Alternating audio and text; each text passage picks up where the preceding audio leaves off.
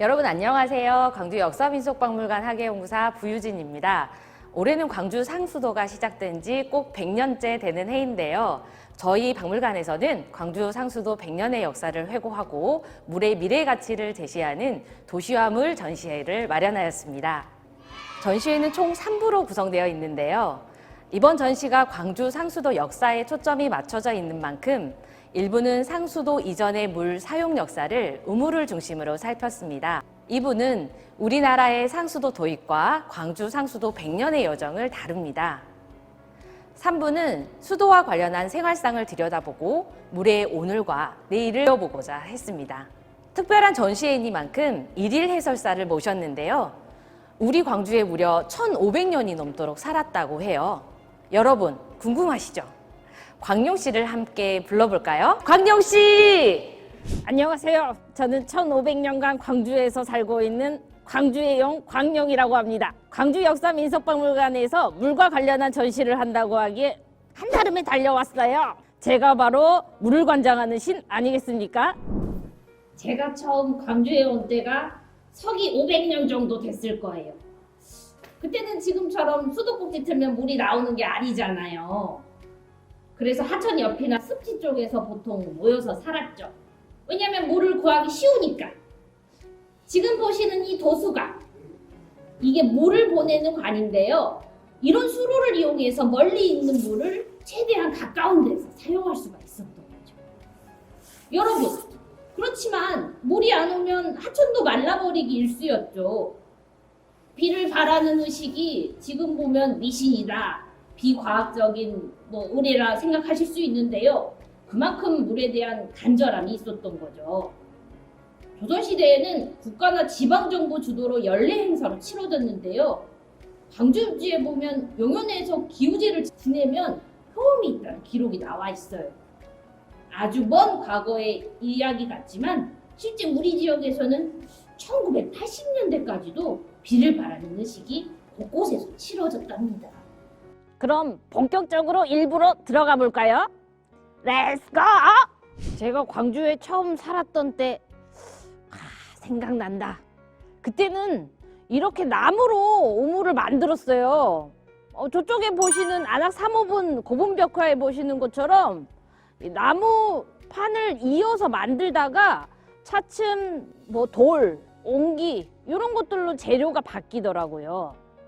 삼국시대 광주에서는 지금 보고 계시는 것처럼 평동, 외촌, 독림동에서 우물을 사용했던 것으로 나와요.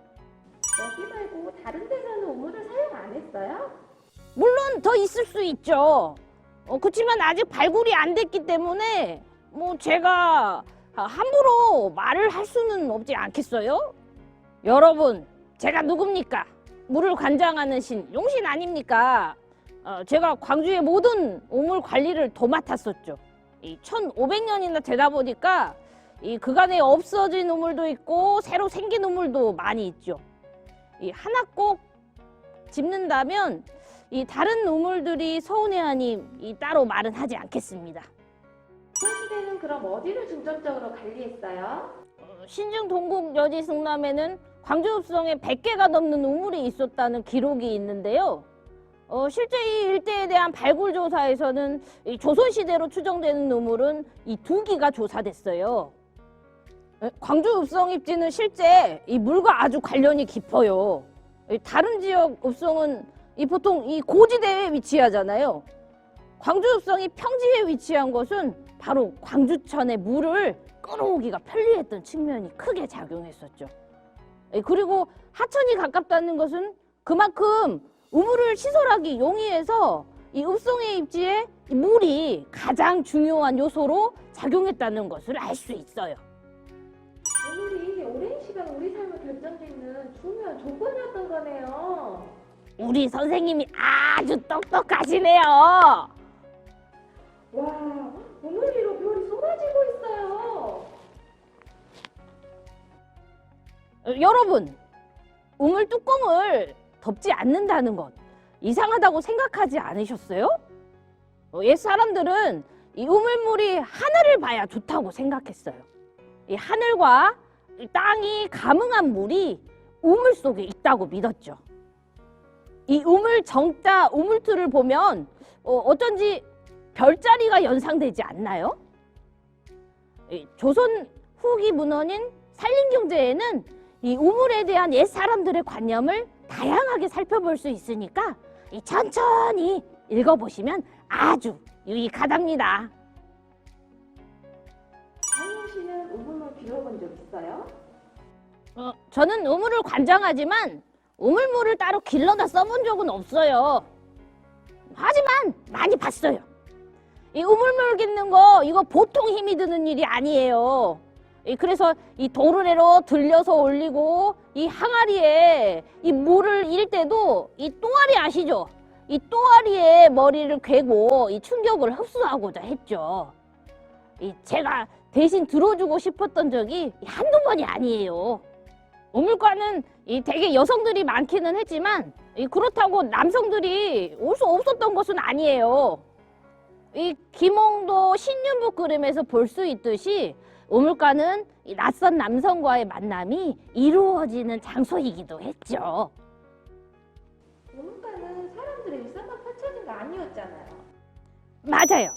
이 평온한 일상 너머에는 오랜 우물신앙이 자리하고 있었죠. 1500년 전 서울에서는 우물제사를 지내면서 이 우물에 이 200개가 넘는 토기를 매납한 사실도 있었답니다. 200개나요? 네, 이 우리 지역에서 제작한 토기를 이 서울로 올려보내는 것까지 제가 당시에 봤었죠. 그리고 이 매년 정초면 이처럼 우물 앞에서 제사를 지내는 풍습이 오래도록 이어져 왔어요. 이 맑고 풍부한 우물물을 염원하는 마음도 있었지만 우리 가족들 건강하고 한 해 안녕할 수 있는 이 간절한 마음이 깃들어 있었답니다.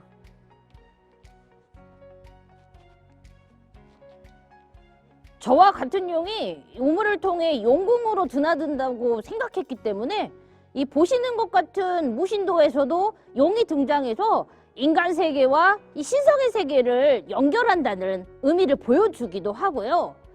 저의 얼굴을 똑같이 닮은 무섭네요. 보통 이 큰 건축물 지붕 위에 올라가 있는 이 용머리 기와라는 건데요. 이 화재로부터 건물을 보호하고 이 좋은 기운을 복도는 의미를 가지는 것이죠. 여러분 생각은 어떠세요?